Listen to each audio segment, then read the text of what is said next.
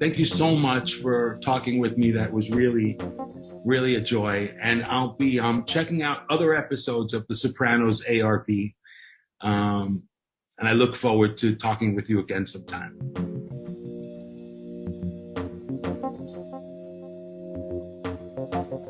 I got started in acting through writing.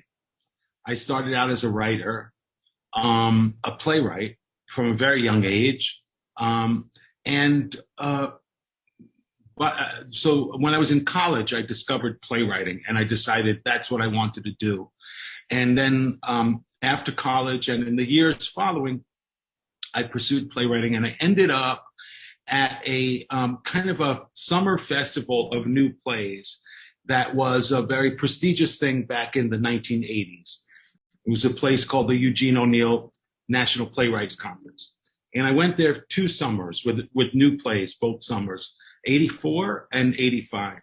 And both of those summers, John Patrick Shanley, the playwright and screenwriter, was also there. And John would go on to write Moonstruck and Doubt and a number of other great works. And we became friends because we were first both from the Bronx.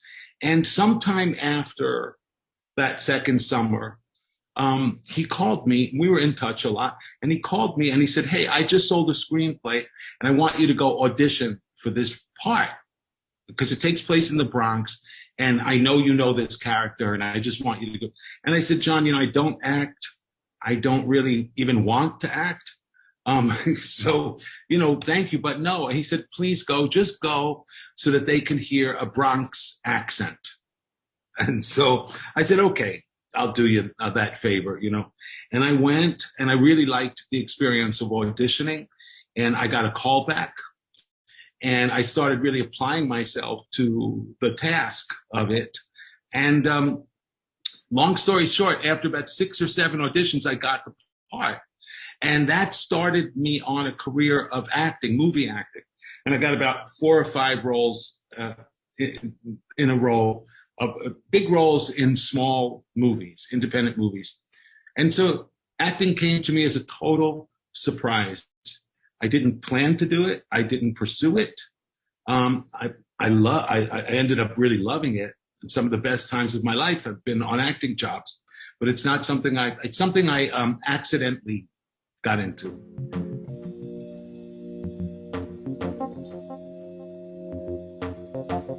Well, so what happened is I did these 4 or 5 movies in a row. And then the last one was in 1992. It was a movie called Mac, M-A-C, Mac, written and directed by John Turturro. And I played one of 3 brothers. John was one brother. An actor named Michael Badalucco was the middle brother. And I was the youngest brother or something. Maybe I was the middle one. I don't remember. But anyway, I did that movie. It got a little attention, not a ton. It was a small movie.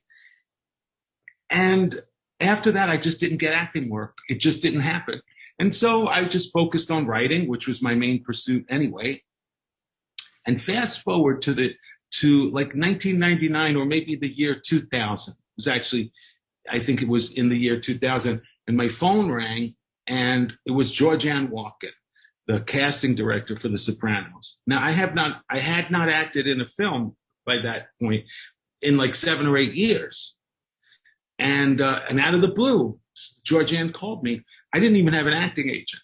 And I said, "Georgianne," I knew her a little bit from the older days. And I said, "Georgianne, what made you, come to me with this?" And she said, "Well, David Chase is looking for an actor for a particular role. And he watched the movie Mac and he really liked you and he wants to see you for this role." Okay, great. So I go in there and it's a role, not the one I played. It was not for Little Paulie. It was for a much, much bigger role, which I think now is okay to say. I have said it publicly recently. So I think I can say it again. It was for the role of that Joey Pantoliano ended up playing. It was the role of Ralphie Cifaretto. It was a big role. And you would think it wasn't really the right kind of casting, but David was interested in trying something different. And so they had me back like 5 or 6 times to read for that role. And finally they said, look, we really like you. We'll find something on the show for you, but it's not going to be this role. It's going to be something else. And so I go away disappointed. A couple of weeks goes by, and Georgianne calls me again. And she says, Carl, I need you to come into my office right now and read again for that role. I said, well, I thought you cast it already. She said, we did cast it. And that actor shot a few scenes, but they're not completely convinced that that is working, and they want to see you again. So I went back for about 4 or 5 more auditions, which was incredible. And I still didn't get the role. At the end of all that, they said, look, you're reading too young on screen. Even though I was older than Jimmy was at that time. They said, you're reading too young, and we just don't believe you as an enemy of Tony Soprano. But David really wants to find something for you, and he will. And sure enough, a month or so later, Georgianne called again and said, okay, I have a role for you. It's Little Paulie. I said, do I have to come in and audition? She said, no, you've auditioned quite enough. You know, it's just an offer. And I started working on the show as Little Paulie. So that's how that happened. Total surprise. This to me is proof that some of the best things in your life happen without your planning. You need to be trying to do whatever you're trying to do. It's not like you can just sit around, but sometimes the very best things come and tap you on the shoulder. And that story, my experience with The Soprano really, really taught me that that is true.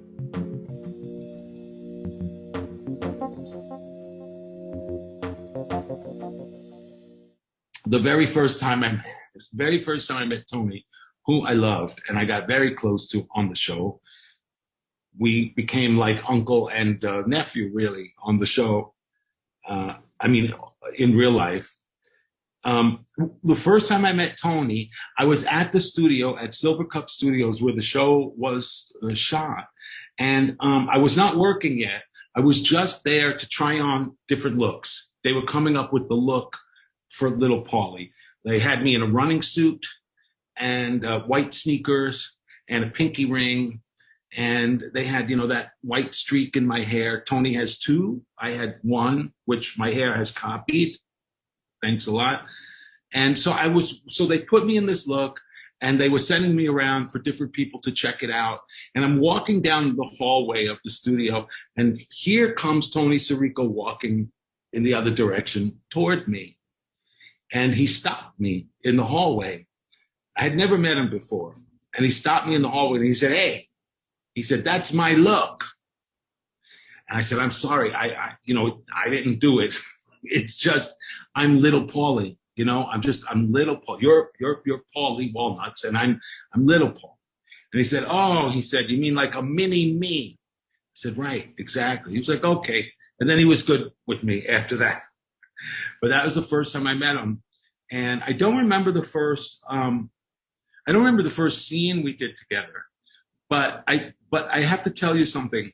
He was so great to work with because he was so present, and he gave you a lot to bounce off of. And he was very, very, he was a buddy on set. He had your back. If you were having any trouble with anything, he would come in there and try to help you, or say, what can I do? Hey, you want me to, I'll grab that thing, then you don't have to. Like, he was always trying to be right there for you and really be a partner with you in any scene you were doing. And I deeply appreciated that. You're always a little nervous on set. And so to have a buddy like that meant a lot. So I really, really love Tony. I'm grateful to him for the way he was with me on the show. Everybody really, what a beautiful group of people that is.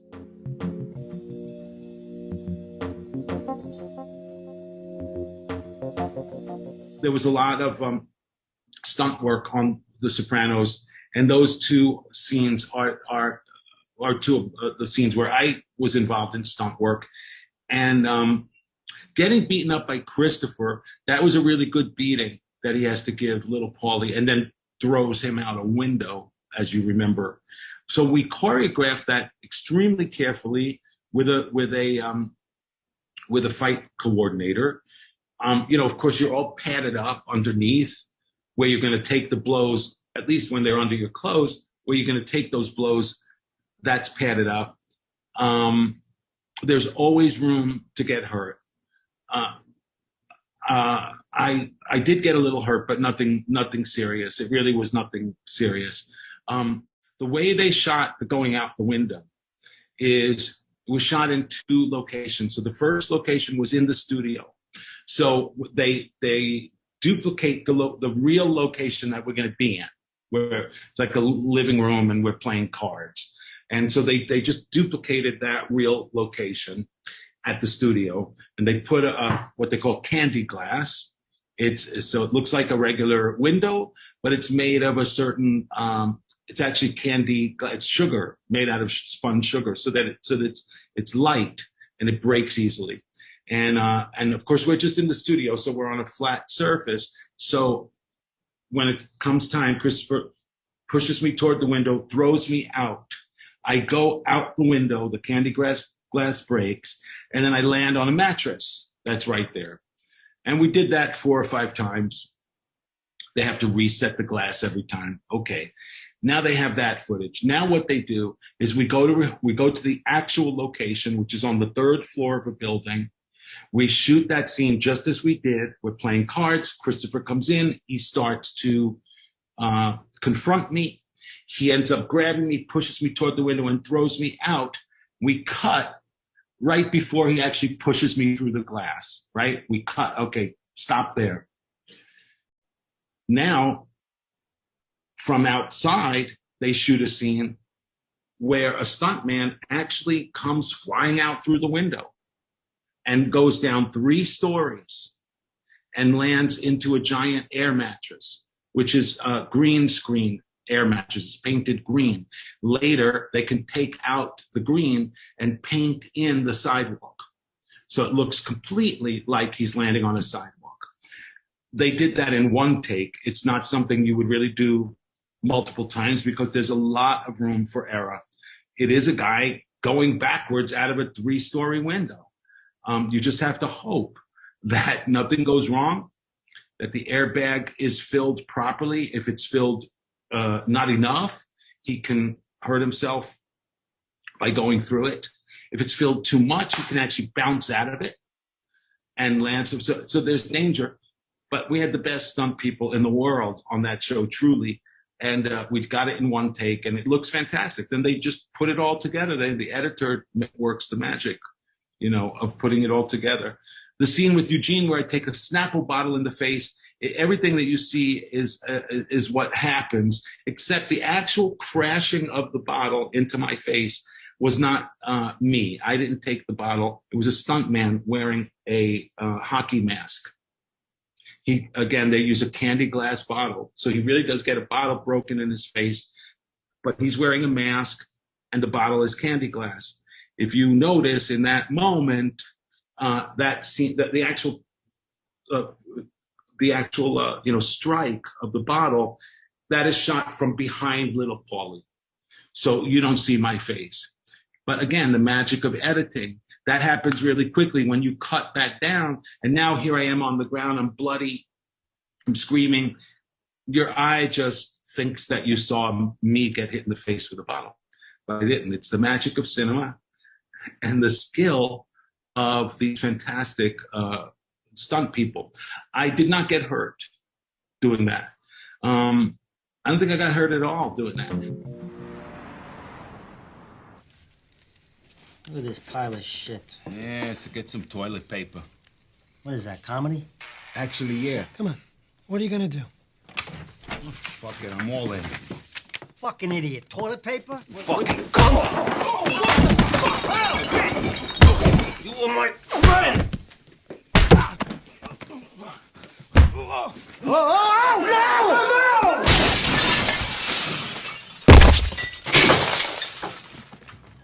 Oh, fuck!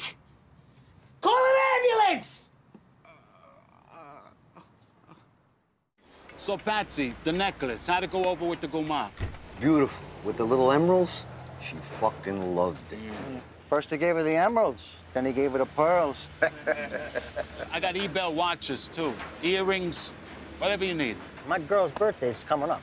Some rack on that girl. Yeah, you can get past the sideburns. You should talk. That skank I saw you with, this girl's fucking mustache, it must have been like kissing a fireman. Well, you ought to know, sweetie. What'd you say? Nothing, what? We're just breaking balls. Finn, what time's that game tonight? 8 o'clock, I think. I'm gonna take a piss. Do me a favor, huh? Hold this. I knew that was coming. You're right. I'm sorry. I meant to hit you in the fucking mouth. Hey, yo. Gene, relax. You okay? All right, Gene, come on. You made your point.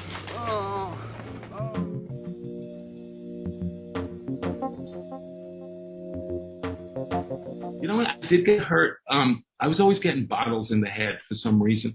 The only time I remember getting hurt, and it was minor, was the Columbus Day episode where I get a bottle in the back of my head. And that was a big, heavy 40-ounce bottle. It had some liquid in it. Again, it was candy glass, but it still has weight to it. And it was thrown with pretty great force from close range so that it would really explode. It looks great on screen. But the butt of the bottle, really did open up the back of my head. Not so severely that we didn't patch it up and go again. I did think I got 2 or 3 more bottles in my head after that, on that same day. But, at that point, your adrenaline is pumping. You're not really hurt. They would never let anybody get really hurt. They were extremely careful about everything. You are doing physical stunts. Accidents happen. They had a nurse on set.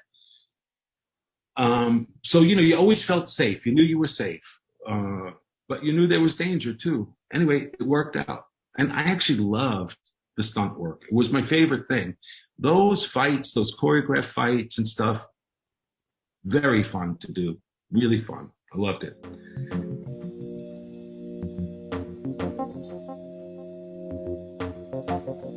Yeah, probably so. Probably so. Of course, the mob genre was a big genre long before Sopranos, but Sopranos redefined it.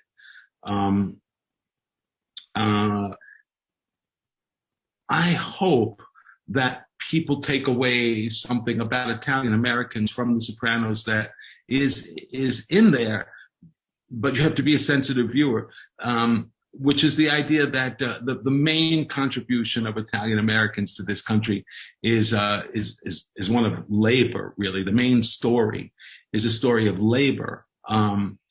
Italian Americans came and brought all their stone working skills and marble working skills and bricklaying and tile laying and design skills and all kinds of stuff. Well, not to mention cooking skills. And my grandparents were immigrants. They were incredibly hardworking. My parents worked 18 hours a day.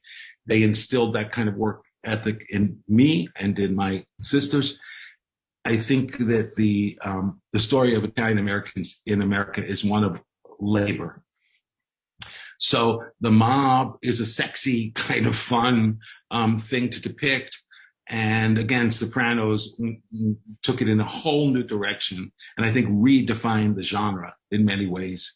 But all that said, I do think that the show contributed to a rise in popularity for kind of Italian American culture. A lot of people, I understand, would get together on Sunday nights and have a big Italian dinner. Somebody would make dinner and they'd all get together and eat and drink wine and watch the show. And that became a ritual for a lot of people all over the country. So I imagine, that influence was there.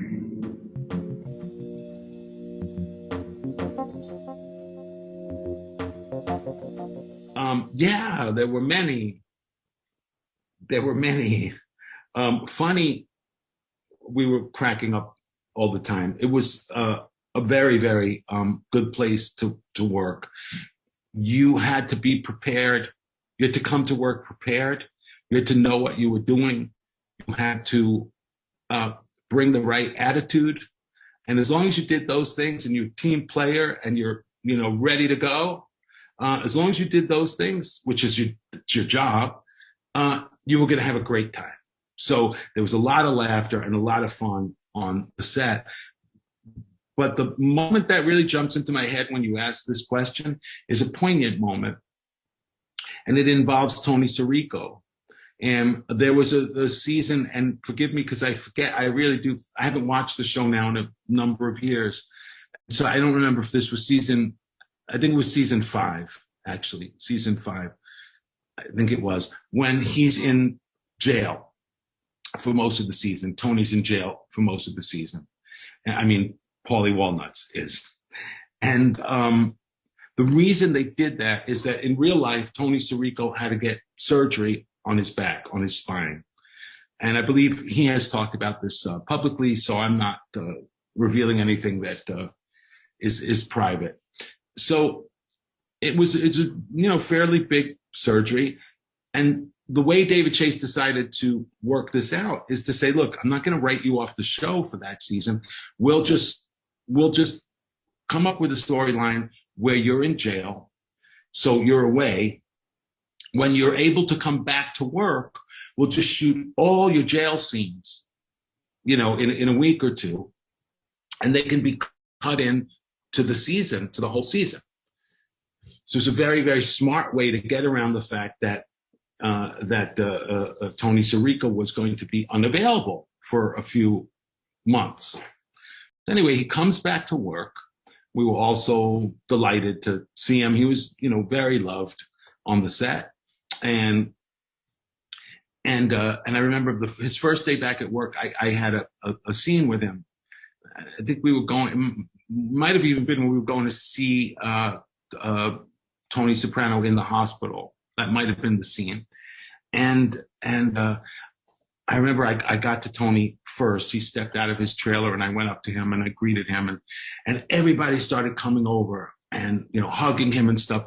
And he pulled me aside and he said, Carl, do me a favor, just stay by me and just keep your eye on me. He said, because I'm still pretty fragile. I just had the surgery and I know everybody wants to hug me and slap me on the back. And he said, I'm going to get hurt. So do me a favor, just keep your eye on me and help people understand, go gentle with me. And that moved me for some reason. When you ask me for a poignant moment, that's what comes to mind. And I took it to heart. I took that job to heart. I said, I got to protect my uncle. And I did. And it was one of the things that I think was like a bonding thing between Tony Sirico and me.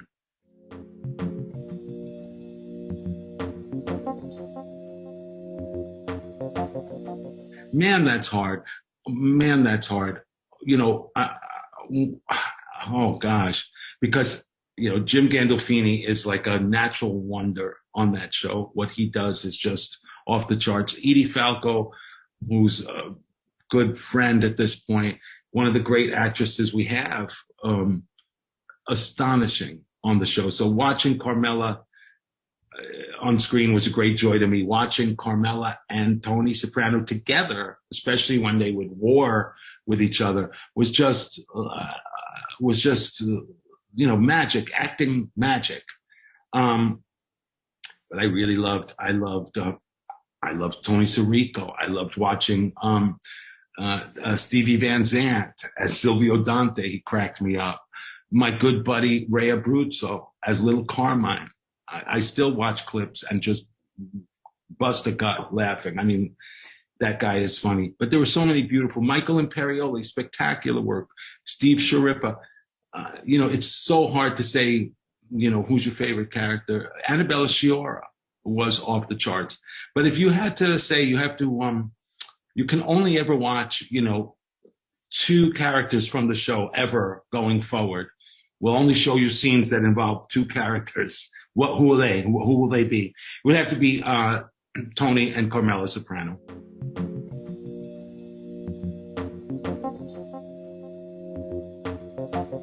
Well, you've probably heard either through people that you've interviewed or you've seen interviewed elsewhere, you've probably heard a lot of flattering things about James Gandolfini. You've probably heard a lot of praise about him. And I'm here to tell you, it's all true.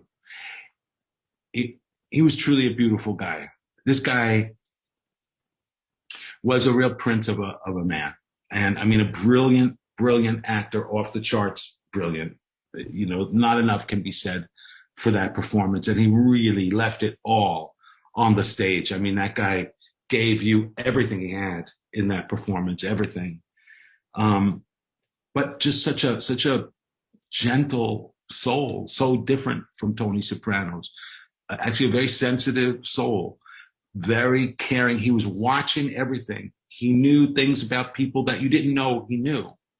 He'd go to bat for you behind the scenes without you even knowing. He went to bat for me, and I didn't even know he did it. He got me a raise for the final season of the show.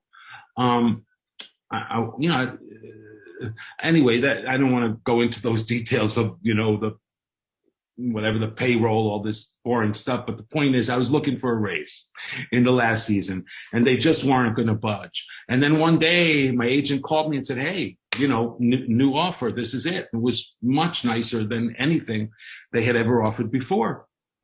I said, what the heck happened? Why did they suddenly come to find out? James had gone to HBO management and said, hey, not just Carl, but he said, Carl, he mentioned a few people in this kind of middle area of the cast, not the stars, not total extras or something, nice ensemble players. And he said, these guys have been loyal soldiers for the whole time that we've shot this show. Let them make some money at the, in this final season. HBO didn't really pay very generously to actors in that category. And so Jim just on his own went to HBO and said, pay these guys, pay them for this last season. When I found that out, I went and I tracked him down and went to set. I tracked him down. I said, Jimmy, I owe you a big thanks. Who does this? Who does this for? He said, what? I didn't do anything. I said, no, I know you did. He said, he said, all I did is I told Chris Albrecht, to make it right by you guys. That he was then the head of HBO, Chris Albrecht. I said, well, that's all you had to do. He wouldn't even want to take credit. And there are a lot of stories like that. I'll tell you one other one that I think exemplifies Jimmy. He was, and again, I forget which season, but he was trying to get a raise for himself, and he wanted his fee to go up to $1 million an episode. This was all over the news. So again, this is nothing that I'm telling you that you can't find readily online. And there was a big battle between his agents and HBO. HBO really didn't want to set that precedent where they pay an actor $1 million an episode. That was happening on network TV and elsewhere, but not on premium cable, and they didn't want to be the first, And so this battle went on and delayed the start of production by a few months. Jimmy ended up winning that battle. He got that fee. Come back to work, and the first check that he gets, the first $1 million paycheck he gets, he divided it up and gave it away to his fellow actors at a certain level of cast. I was, I think, just below that level. But he gave it away to his fellow actors. He gave it away to crew. He just broke it up and gave it away. His first $1 million, take it. I'm sorry I delayed you. Here. Now, I don't know if you've ever heard of anybody doing that. I never have. And that is just an example of the way that this guy was. He was a really beautiful soul. We lost him. It's unthinkable that he's not alive. He was such a big presence He was a giant teddy bear in many ways. To me, he was anyway. And I can see him vividly when I talk about him now. It's really, really hard to imagine that he's not alive anymore. And when that news broke that he had died, I thought it was a hoax. I didn't believe it. It's heartbreaking, really. But he leaves an amazing legacy, and his son, Michael Gandolfini, is a terrific actor. I worked with him on, I was writing on a show called The Deuce on HBO by David Simon. This is just a couple of years ago, and Michael is in that show, and he's absolutely terrific.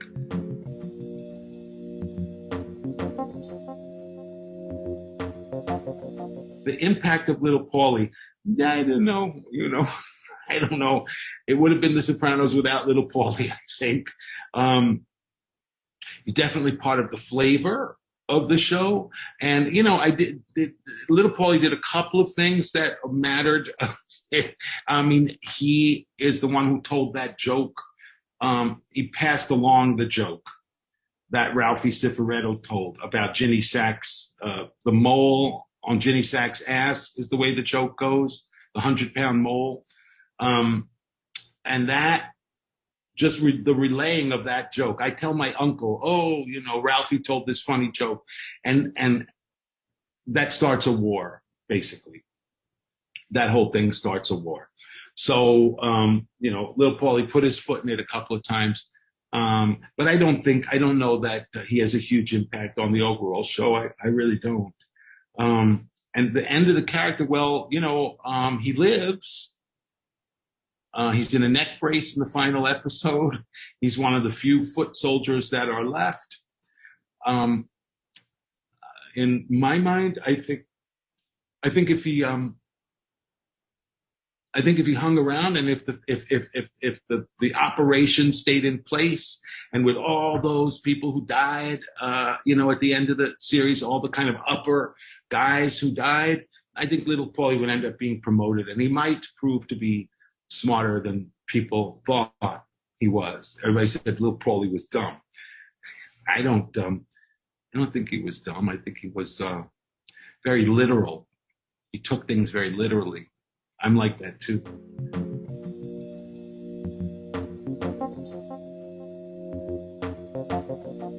I think the beauty of the ending is that if you really think about it, the point is, it doesn't matter whether he's killed in that moment or in some other moment.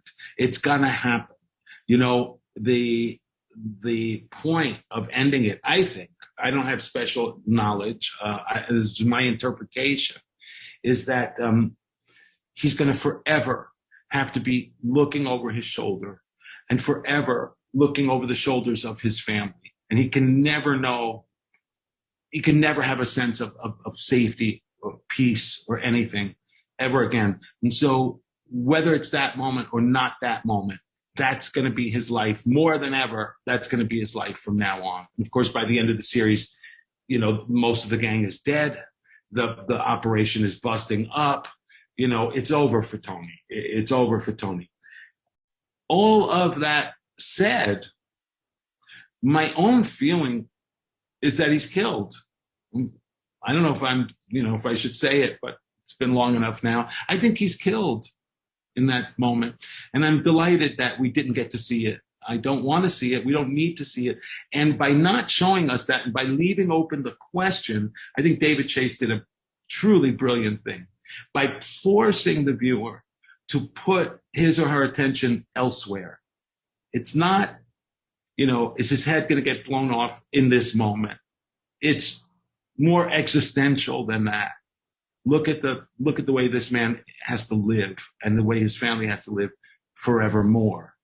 Look at what he has to carry with him forevermore. So if this is the moment of death or some other moment of death,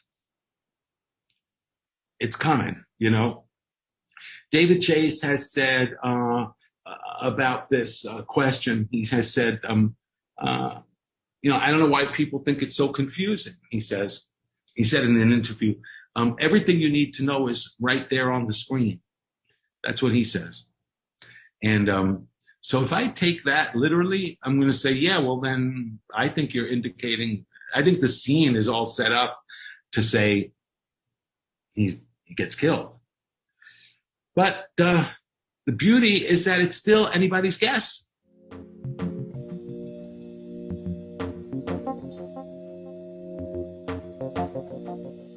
Oh, gosh, that's also hard. And I don't know that I can rattle off the seasons, you know. But I'll tell you something. One of the reasons that's a really, really, really hard question is there are at least big chunks in each season that I would say, oh, that's my favorite. You know, for example, the Gloria Tuccillo character played by Annabella Sciorra, you know, those episodes are some of my favorites. You know, the Pine Barrens episode, can't get enough of that. It's spectacular. That episode where, where Aida, I call them by their actor names, Aida, Sharippa, and Jimmy and Carmela all end up at the lake house. And they end up with that fight. That's one of my very favorite episodes. But I'll tell you, if I had to, again, let's use this desert island idea. If you said you can only take one season, and you're going on a desert island, you can never see the show again, but you can only see this one season, pick it. You know what it would be? It would be the season, and I wish I could remember, I think it's 6, the season where Tony goes into a coma, where Uncle Junior shoots him, and he ends up in the coma. Spoiler alert, in case you haven't seen this. And he has that whole Kevin Finnerty thing. Some people really didn't like it. A lot of fans didn't like it. I thought it was off the charts, brilliant, completely unexpected, so bold of the writers to do. And so, I mean, I think that's some of my real, and I think it's in that same season, by the way, that then Carmela and Rosalie go to Paris. And those are some of my favorite scenes. So that would be the episode that I would take on a desert island, but I would never want to really have to make that choice because there are just gems throughout the season. I got to rewatch the whole thing again. I haven't done that. And I'm very excited to see The Many Saints of Newark, which is David Chase's movie that is done, and we're just waiting for it to be released. And it's a prequel to The Sopranos. So it's the Sopranos sort of parents. It would be Tony's parents. And in fact, Michael Gandolfini, Jimmy's son, plays a young Tony Soprano in that movie, The Many Saints of Newark. So that's coming up, and that's it. The last thing I'll tell you is it's one of just the great things of my life, having worked on Sopranos, and I made deep friends there, Ray Abruzzo and Terry Winter and Edie Falco. I mean, these are friends for life. David Chase is just one of the finest people I know. So I feel very, very privileged to have done that show. And I love talking about it. So thank you for giving me the opportunity.